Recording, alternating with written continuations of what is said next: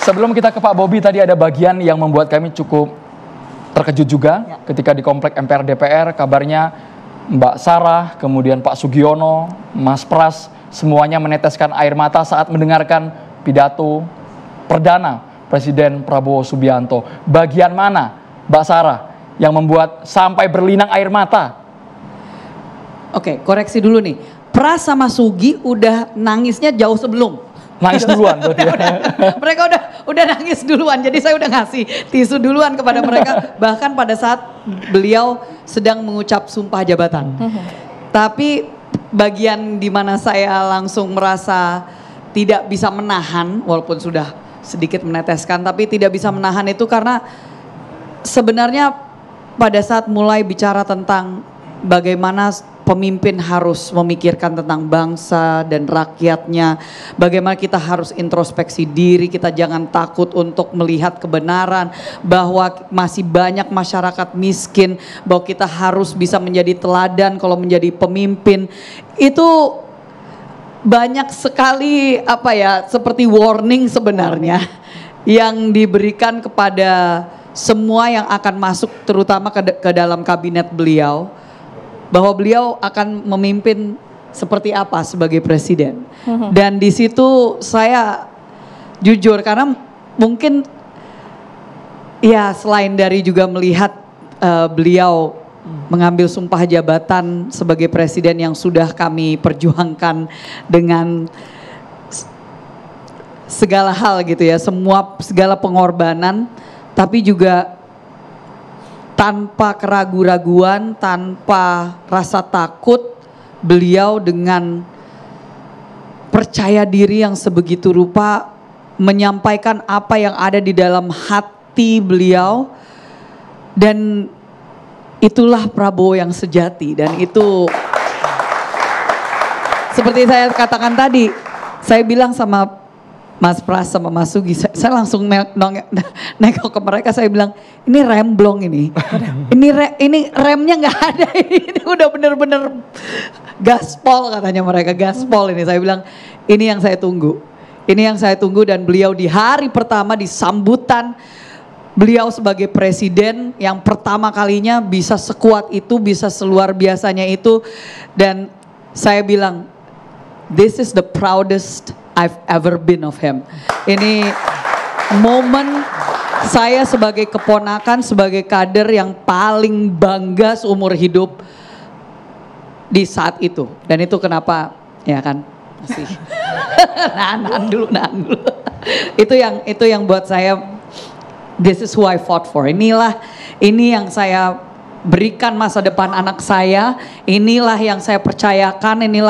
Inilah sosok yang kami berjuang dan berkorban, dicaci maki luar biasa selama bertahun-tahun, tapi kita terus bertahan. Dan pada saat itu juga melihat bagaimana satu ruangan bisa merasakan, dan beliau bisa merangkul mereka yang mungkin tadinya mencemooh beliau dan menyatakan ayo kita bersatu dan ayo kita gotong royong, ayo kita bersama-sama. Itu yang luar biasa. Terbayarkan semua begitu ya Mbak Sarah ya. Tentu saya yakin tidak hanya Mbak Sarah saja begitu ya yang menangis haru, tetapi juga masyarakat Indonesia yang menyambut beliau penuh haru dan juga semangat serta harapan. Saya ke Pak Fuad terlebih dahulu. Pak Fuad, kita tahu bahwa Pak Fuad ini juga cukup dekat sekali dengan Pak Prabowo, bahkan sejak 2014 begitu. Kita tadi sama-sama mendengar bahwa semangat beliau untuk kemudian ini meningkatkan ekonomi ini cukup tinggi begitu ya. Seperti apa Pak Fuad melihat hal ini, terutama visi misi beliau yang sempat tadi disinggung juga untuk meningkatkan perekonomian Indonesia 8%. Silakan Pak Fuad. Ya, makasih. Saya memang melihat Pak Prabowo itu agak, ya sebagai audien mungkin saya nggak jauh beda nih sama saya agak terkejut juga gitu ya.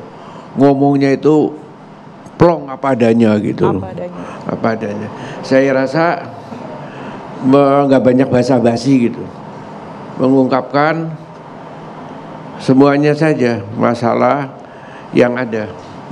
Bahwa ini kita akan berjuang dan kita optimis, membangkitkan semangat kita, optimisme kita besar-besaran gitu ya.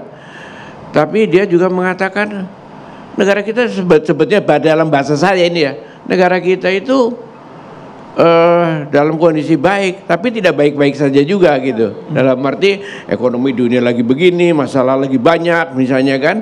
Itu secara implisit saya tafsirkan memang banyak masalah. Misalnya dikatakan korupsi, ya memang kan korupsi artinya kan dengan kata lain mengatakan korupsi itu masih subur, masih makmur gitu korupsinya itu gitu kan. Gua mau berantas juga korupsi, tapi tidak dengan bahasa yang sangat walaupun tegas tapi santun loh. Tidak mengatakan ini negara korupsinya begini-gini, nggak mengatakan begitu, tapi mengatakan kami akan memerangi korupsi. Berarti kalau korupsinya itu masih kuat, masih ada gitu kan. Dan seterusnya kemiskinan akan disubsidiakan langsung kepada rakyat. Macam-macam itu sebetulnya secara tidak langsung mengatakan ya ini memang masih banyak masalah. Ya, ya kita kan tahu ya, masalah kita masih banyak tax ratio yang terus menurun, misalnya IKOR yang terus masih menaik. Tentu saya nggak akan nguraikan itu sebabnya apa, macam-macam gitu kan. Dengan segala macam problem-problem itu diungkapkan. Jadi tidak segitu gampang. Tapi juga menyampaikan tujuan. Kami akan melakukan ini, melakukan kemandirian dalam energi, ya, kemandirian dalam macam-macam lah ya, pangan dan sebagainya. Tapi juga menyampaikan program-programnya juga disampaikan.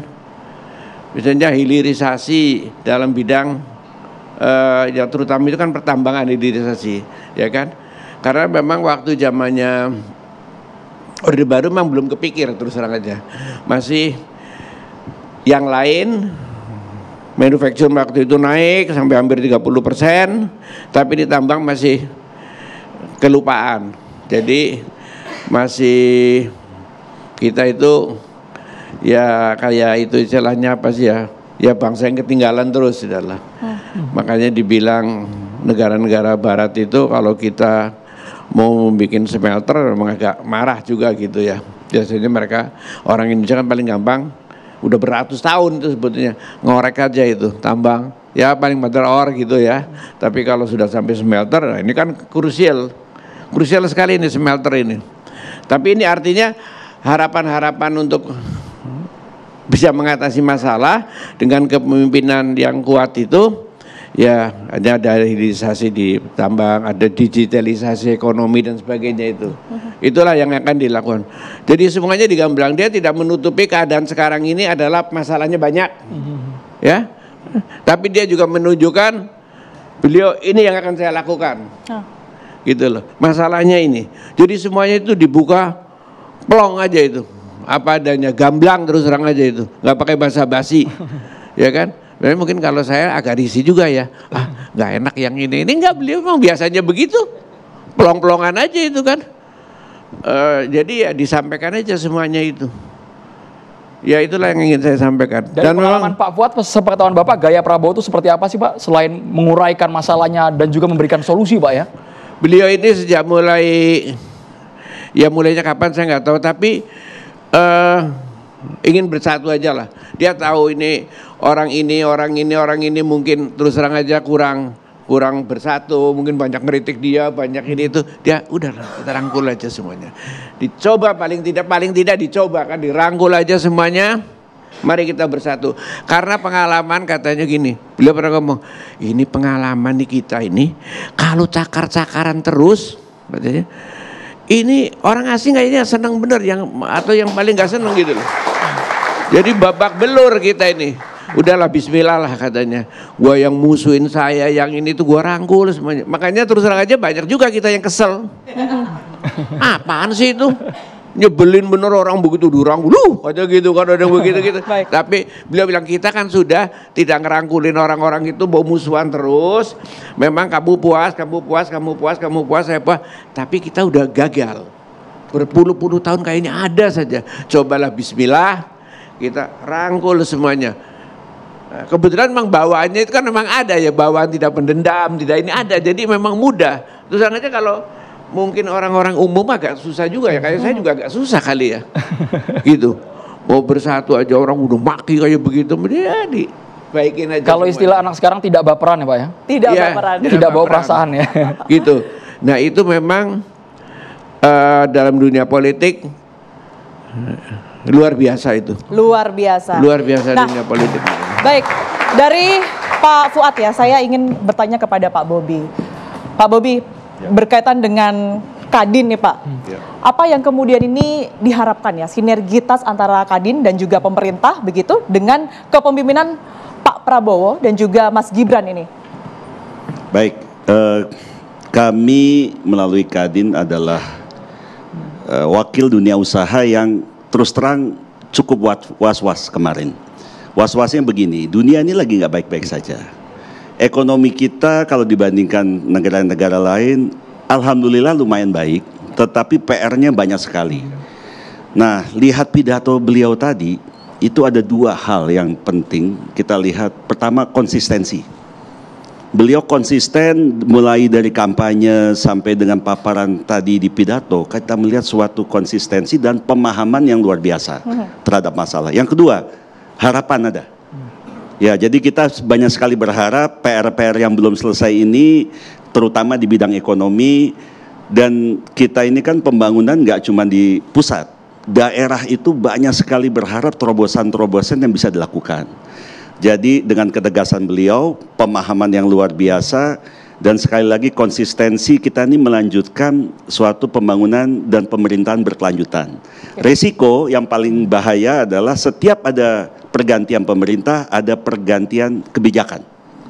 Nah, kita lihat banyak menterinya masih menteri dari pemerintahan Pak Jokowi, dan beberapa memang bagus-bagus, tapi juga nama yang kemarin masuk, alhamdulillah kita tahu nanti malam susunannya, mudah-mudahan ya dengan yang tidak biasa, selesai pelantikan presiden, langsung malamnya diumumkan kabinet.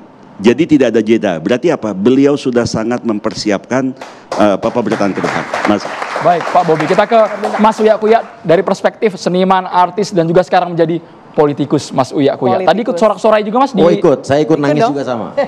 Terharu juga ya? Paling keras juga tadi suaranya Mas, paling keras juga. Pidatonya tuh benar-benar bikin saya merinding. Dan tadi poin-poinnya yang saya tangkap tadi, setuju yang dikatakan tadi, lugas apa adanya. Dan tadi ada satu hal yang membuat saya juga terkesan bahwa Pak Prabowo bilang bahwa jangan terlena dengan tingkat perekonomian Indonesia yang di dunia sekarang di peringkat 16, tapi kita ternyata pada faktanya melihat bahwa masih banyak tingkat kemiskinan di negara kita. Dan itu yang harus dipikirkan. Tadi beliau juga mengatakan bahwa masih banyak penarik beca yang umur 70 tahun, bahwa itu tidak bisa dikatakan merdeka. Negara kita sudah merdeka. Dan satu hal lagi yang saya ingat tadi, gizi, peningkatan gizi. Nah, peningkatan gizi tadi saya setuju sekali bahwa dengan adanya gizi yang ditingkatkan, bahwa itu akan berefek ke pendidikan, yang akhirnya akan berefek lagi ke sumber daya yang berkualitas untuk menuju Indonesia Emas 2045 sesuai dengan apa yang dicita-citakan beliau. Dan tadi juga ada satu hal lagi, korupsi, yang dimana intinya adalah beliau bilang bahwa korupsi itu adalah sesuatu yang sangat membahayakan negara dan masih terjadi, itu harus diberantas. Dan juga tadi program hilirisasi juga yang menurut saya luar biasa, dimana setahu saya juga Indonesia menjadi inspirasi bagi negara Asia Tenggara dan juga Afrika. Kemarin untuk hilirisasi seperti yang dibicarakan di program talk show Taiwan Talk kemarin, di mana Indonesia memiliki kedaulatan bahwa Indonesia tidak lagi mau menjual komoditas sumber daya alamnya dengan harga murah, sehingga otomatis itu juga meningkatkan kedaulatan negara kita di mata negara luar. Itu luar biasa tadi, apa yang dikatakan beliau luar biasa. Dan beliau juga tadi mengajarkan kita berdemokrasi yang santun, berdemokrasi yang santun, mengkritik tanpa mencaci. Yang seperti beliau tadi juga bilang, itu yang diajarkan oleh Bung Karno itu sendiri. Dan itu membuat kita memang harus meniru seperti itu. Kita jangan mencaci, kita harus bekerja sama, bersatu. Walaupun berbeda pendapat, tapi caranya tidak dengan caci maki. Itu yang membuat saya yakin bahwa pemerintahan Indonesia ke depannya akan mengajarkan kita dengan sesuatu demokrasi yang penuh dengan damai. Ya, insya Allah. Keyakinan itu juga yang kemudian dimiliki oleh masyarakat Indonesia ya Andro ya. Tentu perbincangan ini masih akan kita lanjutkan pemirsa, tapi kita jeda terlebih dahulu, tetaplah bersama kami.